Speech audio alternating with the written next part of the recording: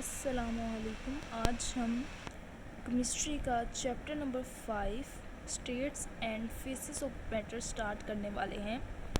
तो chapter start करने से पहले आप सबसे गुजारिश है कि इस चैनल को लाइक करें, सब्सक्राइब करें और शेयर करें और बेल आइकन को दबा दें ताकि हमारी हर न्यू वीडियो का आपको फ़ौरन पता चल सके। जी, तो सबसे पहले हम स्टार्ट करते हैं। हम यहाँ स्टार्ट से शुरू करते हैं। Matter exist in 4 states. वो कह रहे हैं कि मैटर जो उनसे है 4 स्टेट्स में एग्जिस्ट करता है। आपको सबको पता है कि मैटर्स की स्टेट्स कितनी होती है, 4, जो कि हम छोटे होते से पढ़ते आए हैं कि there are 4 states of matter. There are 4 states of matter. Number 1 solid, number 2 liquid, number 3 gases, liquid या गैस, ओके, नंबर 4 प्लाज्मा। ठीक है, ये 4 स्टेट्स हैं किसकी, मैटर की। अच्छा, अक्सर बच्चों को नहीं पता था कि प्लाज्मा भी मैटर की स्टेट है, तो मैं आपको बता दूं प्लाज्मा भी मैटर की स्टेट है, जो कि मोस्टली यूनिवर्स में पाई जाती है। जो यूनिवर्स में जितने भी हमारे जैसे सन, स्टार, मून, ये जो सी प्लाज्मा से मोस्टली बने होते हैं। ठीक है, और ये बल्ब में भी होता है। तो सॉलिड, लिक्विड, गैस, प्लाज्मा। उसके बाद वो कह रहे हैं कि सिंपलेस्ट फॉर्म कौन सी है, गैस। इसको हम क्या कह सकते हैं, gas is a simplest form of matter. Simplest form of matter. और ज़्यादातर जो हमारे इर्द गिर्द जो उनसे चीज़ें मैटर की पाई जाती हैं वो ज़्यादातर क्या होती हैं, सॉलिड की।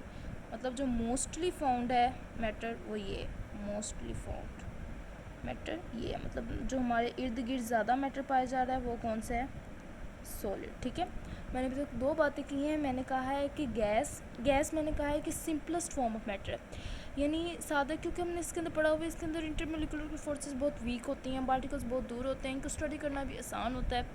जबकि सॉलिड जोन से हैं वो क्या है, मोस्टली फाउंड मैटर, जो कि हमारे इर्द गिर्द मतलब जितनी भी चीज़ें ज़्यादातर पाई जाती हैं, मैटर जो पाया जाता है वो ज़्यादातर सॉलिड स्टेट में पाया जाता है। यानी मोस्टली फाउंड मैटर कह सकती हूँ कि ज़्यादातर इस स्टेट में, सॉलिड स्टेट में मैटर जो हमारा सॉलिड स्टेट में मैटर पाया जाता है। नेक्स्ट है लिक्विड्स। अब वो कह रहे हैं कि लिक्विड जोन से है वो कम कॉमन है, लेस कॉमन है then solid gases and plasma. ठीक है, ये कम कॉमन है प्लाज्मा के, गैसेस के और सॉलिड के। इसकी रीज़न क्या है, क्योंकि लिक्विड जोन सा है एक वो ख़ास टेम्परेचर और ख़ास प्रेशर बनता है। किस तरह, फॉर एग्ज़ाम्पल अगर हमारे पास लिक्विड का टेम्परेचर है कि उसने, फॉर एग्ज़ाम्पल कोई भी मॉलिक्यूल है उसका टेम्परेचर एक स्पेसिफिक टेम्परेचर होगा, उसका एक स्पेसिफिक प्रेशर होगा, उस पर वो बनेगा।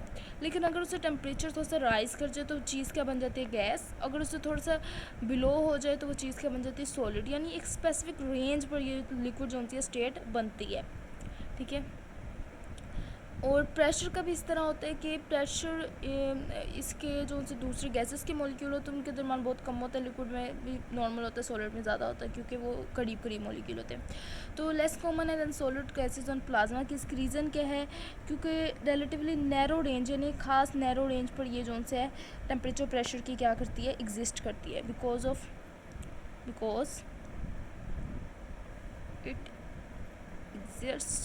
It exist within a narrow range, within a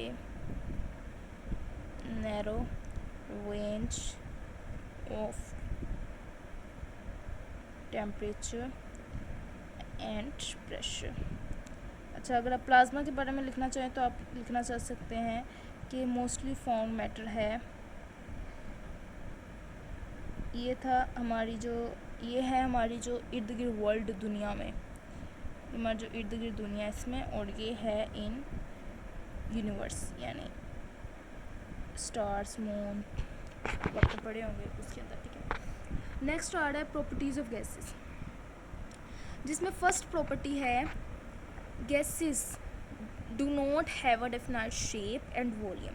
gases की ना कोई अपनी शेप होती है ना उनका कोई वॉल्यूम होता है। इसका मतलब क्या है कि जिस चीज़ के अंदर डालोगे उसका वॉल्यूम ले लेगा, और उनकी कुछ शेप भी नहीं होती है। तो आप सबको पता है कि ना गैसेस की कोई शेप होती है, ना लिक्विड की कोई शेप होती है। लिक्विड को भी जिस चीज़ के अंदर हम डालते हैं उस चीज़ का वो क्या ले लेती है, शेप ले लेती है, ठीक है।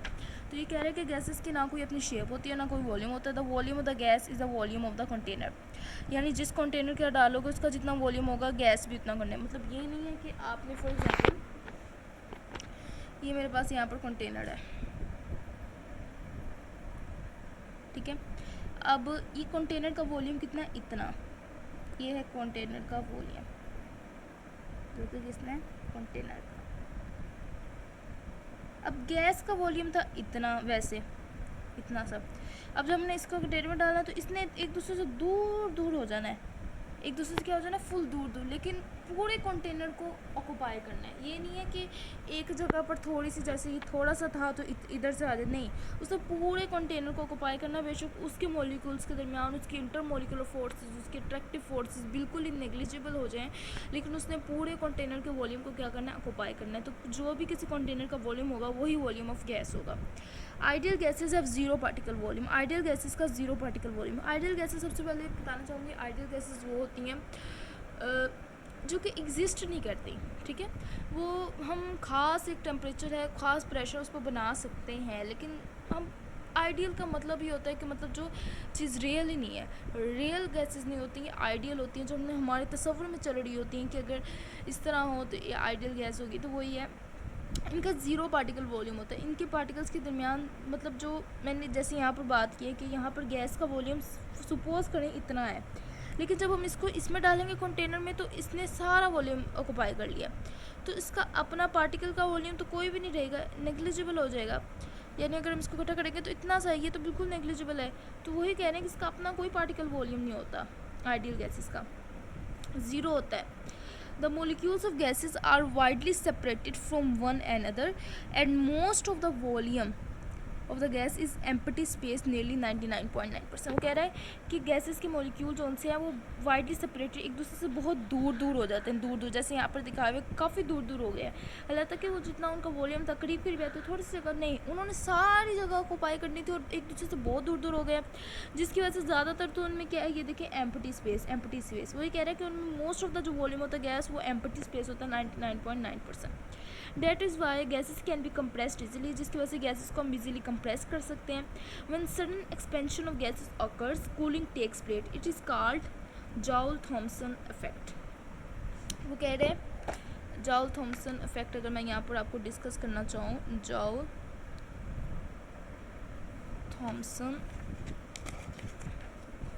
इफेक्ट, वो कह रहे हैं कि जब सडन एक्सपेंशन होती है, यानी अचानक से हम गैसेस को रिलीज़ करते हैं, एक्सपेंशन मतलब रिलीज़ करना, तो क्या होता है, कूलिंग इफेक्ट टेक प्लेस होता है, इसको हम कहते हैं जॉल-थॉम्सन इफेक्ट। ये कैसे है, अगर मैं आपको एग्जांपल देना चाहूँ, अगर अब एक बलून है, आप सबने छोटे होते किया होगा कि बलून के अंदर हम हवा भरकर उसे क्या करते हैं, बलून के अंदर हम हवा भरते हैं और फिर अगर किसी के कान के नज़दीक ले जाकर हम उसे क्या करते हैं, छोड़ते हैं, मतलब उसके कान के नज़दीक जाकर उसकी गैस को छोड़ते हैं। तो आपने देखा होगा क्योंकि पार्टिकल्स एक दूसरे के साथ बहुत ज़्यादा कड़े होते हैं और जल्दी जल्दी निकलने की कोशिश कर रहे होते हैं।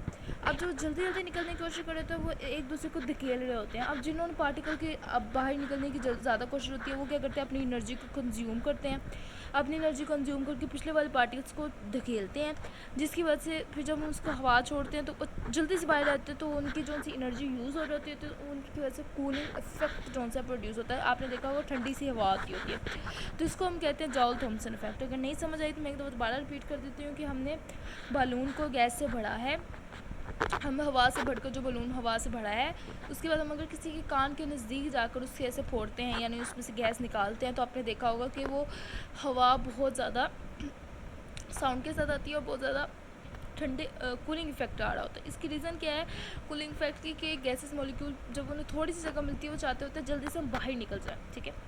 अब वो जब बाहर निकलने की कोशिश कर रहे होते हैं तो वहाँ पर वो पिछले पार्टिकल्स को क्या कर रहे होते हैं, धकेल रहे होते हैं। जब पिछले पार्टिकल्स को धकेल रहे होते हैं तो उनकी एनर्जी क्या हो जाती है, कंज्यूम हो जाती है, वहीं पर यूज़ हो जाती है, जिसकी वजह से उनकी कूलिंग इफेक्ट जो है प्रोड्यूस होता है।